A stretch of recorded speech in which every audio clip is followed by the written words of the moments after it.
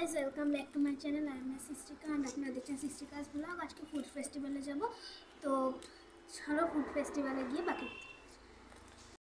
তো আমরা এখানে চলে এসেছি ফুড ফেস্টিভ্যালে। ওয়ারমার মাঠে হচ্ছে 7তম ফুড ফেস্টিভ্যাল। 23 তারিখ থেকে 1 জানুয়ারি পর্যন্ত হবে। তো চলো ভিতরে যাই। প্রথমেই ঢুকে চলে গেছিলাম কৃষ্ণা টি স্টলে। এখান থেকে 3টে চা নিয়ে নিয়েছিলাম। তো চাগুলো আমার দারুণ লেগেছিল। তারপরে চলে গেছিলাম মোনালিসা সুইটসে। এইখান থেকে 2টো গুড়বাটি সন্দেশ আর 3টে ছানার সন্দেশ নিয়ে নিয়েছিলাম। এটা আমার বেশ ভালোই লেগেছিল।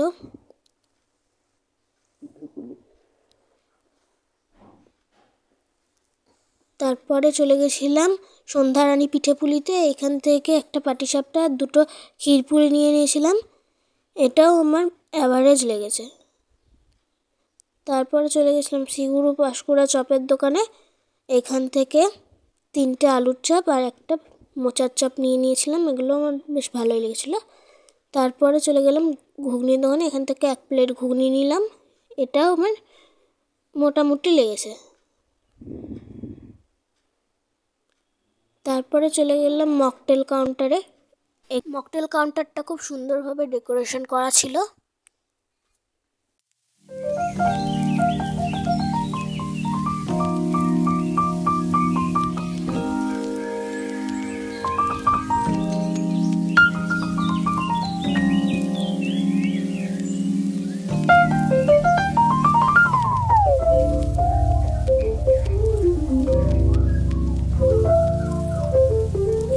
নিয়ে নিয়েছিলাম 2টো ব্লু লেগন মকটেল আর একটা লিচি ফ্লেভার মকটেল। তো ব্লু লেগন মকটেলটা আমার বেশ ভালোই লেগেছে আর লিচি ফ্লেভার মকটেলটা মোটামুটি লেগেছিল। আপনারা এসে ট্রাই করবেন, আশা করছি খুব ভালো লাগবে আপনাদের মকটেলটা।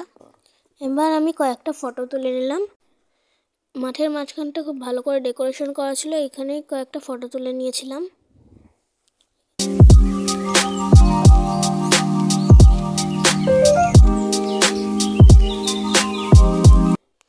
এখানে আমি আর মাম্মা দুজন মিলে একটু ছবি তুলে নিলাম।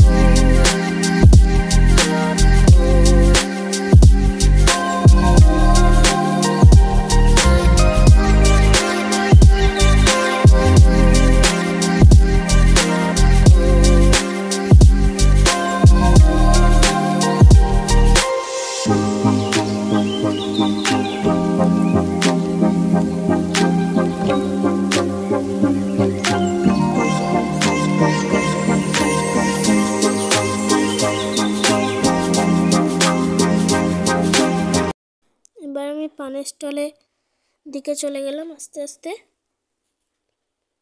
পানের স্টলটা দারুণ করে ডেকোরেশন করা ছিল। এখান থেকে নিয়ে নিলাম 3টে মিষ্টি পান নিয়ে নিয়েছিলাম। পানগুলো আমার বেশ ভালোই লেগেছিল। মেলা থেকে আস্তে আস্তে আমি বাইরে বেরিয়ে